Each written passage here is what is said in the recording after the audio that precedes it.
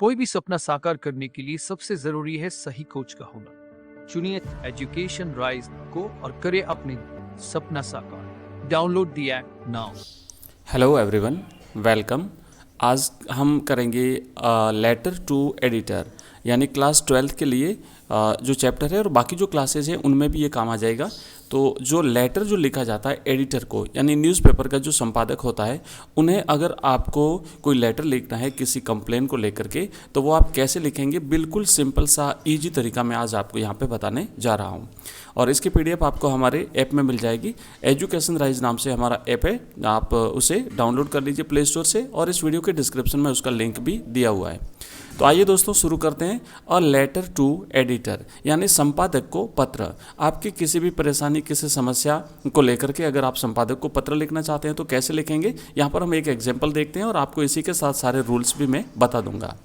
तो यहाँ पे आप देख सकते हैं एक प्रश्न दिया हुआ है कि write letter to the editor of your local newspaper about the nuisance of loud speakers during the examination days.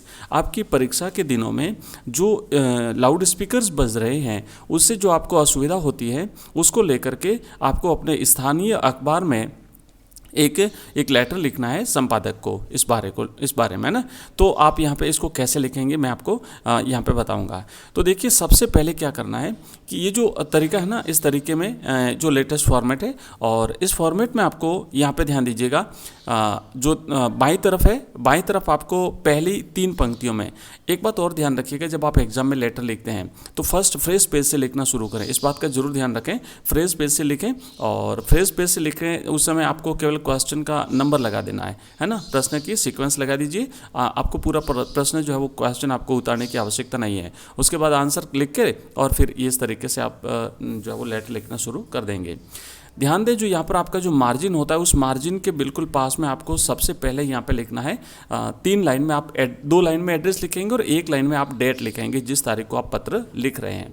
तो ऐसे लिखना है, कोई कॉमा नहीं हो, आपको कोई कॉमा नहीं लगाना है, कोई फुल स्टॉप नहीं लगाना है, सिर्फ आपको सिंपल सा लिखना है। फॉर एग्जाम्पल, अगर एड्रेस दिया हुआ है तब तो आपको वो एड्रेस यहाँ पर लिखना है, और अगर एड्रेस नहीं दिया हुआ है तो यहाँ पर जो है वो एड्रेस जो है वो लिखा जाएगा, ठीक है ना। और ध्यान रखना, यहाँ पर जो पत्र लिखता है उसका एड्रेस लिखना है। जो एड्रेस लिखने वाला होता है, सेंडर्स एड्रेस, वो यहाँ पे लिखा जाएगा।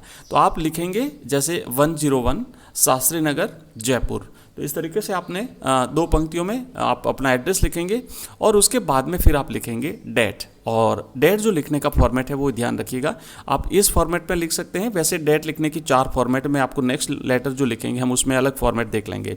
तो ये जो फॉर्मेट है ना, इस फॉर्मेट में आपको तारीख जो है वो लिखनी है। ध्यान दीजिएगा, इस फॉर्मेट में लिखेंगे। और दूसरा तरीका ये है कि अगर आप यहाँ पे कॉमा लगाना चाहें तो भी लगा सकते हैं ना, जैसे 12 मार्च कॉमा और 2023 थे ना, तो 12 मार्च कॉमा करके फिर 2023 आप यहाँ पे ऐसे कर सकते हैं। उसके बाद में फिर यहाँ पे क्या करना है, एक लाइन खाली छोड़ेंगे, ये बीच में एक लाइन का गैप छोड़ना है आपको, और फिर यहाँ पे लिखेंगे द एडिटर।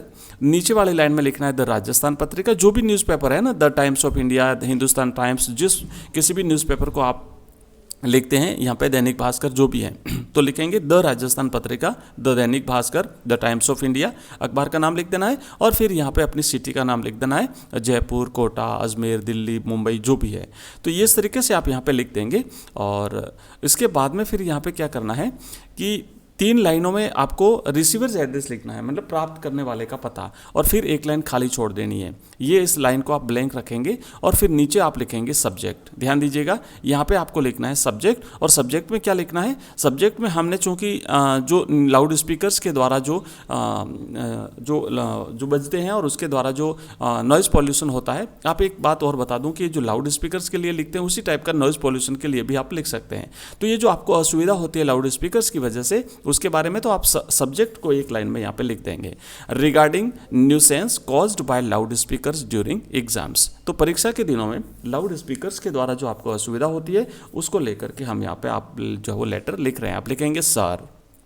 और अब जो मैं आपको बता रहा हूँ ना, ये जो 2 लाइनें, ये 2 लाइनें तो आपको किसी भी प्रकार का आपका जो लेटर टू एडिटर है उसमें आपको लिखनी, इसे तो इन्हें तो अच्छी तरह से आप याद कर लीजिएगा। वो 2 लाइनें क्या है कि through the prestigious column of your esteemed daily newspaper, और आप ऐसे भी लिख सकते हैं इस्टीम्ड न्यूज़पेपर, ऐसा भी कर सकते हैं, ठीक है ना। I want to draw the attention of the authorities concerned. यहाँ तक जो है, यहाँ तक तो आपको किसी भी एडिटर को जो आप पत्र लिखते हैं तो ये वाली लाइनें तो आपको लिखनी ही,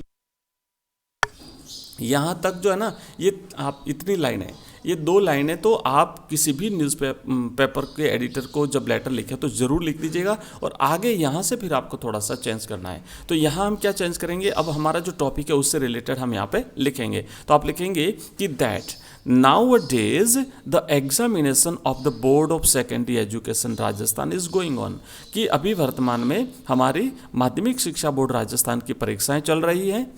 The loudspeakers keep blaring throughout the night due to which we are unable to prepare ourselves for the examination। अब चूंकि क्या है कि ये जो लाउड स्पीकर्स रात भर बजते रहते हैं और इस वजह से हम अपने एग्ज़ाम्स की तैयारी करने में जो है वो अनेबल हैं। तो please since the noise interferes in our studies, और ये जो आवाज़ है, जो वॉइस है, नॉइज़ है, ये हमारी पढ़ाई में हस्तक्षेप करती है। If these loudspeakers continue to create disturbance, we may fail in the examination। अगर इसी तरीके से ये लाउड स्पीकर्स बजते रहे तो हम परीक्षा में फेल हो सकते हैं। It is, इसीलिए therefore earnestly requested to put a ban against the use of loudspeakers during our examination days। इसलिए आपसे निवेदन है कि कृपया आप अपने न्यूज़पेपर के माध्यम से जो कंसर्न अथॉरिटीज़ हैं उनसे कहिए कि इन पर प्रतिबंध लगा दिया जाए। कम से कम हमारे जो एग्ज़ाम्स के दिन हैं, परीक्षा के दिनों में तो बस केवल इस पर प्रतिबंध लगा दिया जाए। आई होप दैट द अथॉरिटीज, अब देखिए यहाँ पे पैराग्राफ खत्म हो गया, नीचे वाली 2 लाइनें ना आपको इस तरीके से लिखनी है। आई होप, ये तो आप किसी भी पत्र में लिख सकते हैं, ये नीचे वाली 2 लाइनें और ऊपर वाली 2 लाइनें आप लिखेंगे कि I hope that the authorities concerned will pay attention to solve this problem for the student. तो मैं आशा करता हूँ कि जो संबंधित अधिकारीगण हैं वो विद्यार्थियों की इस समस्या का समाधान करने के लिए ज़रूर ध्यान देंगे।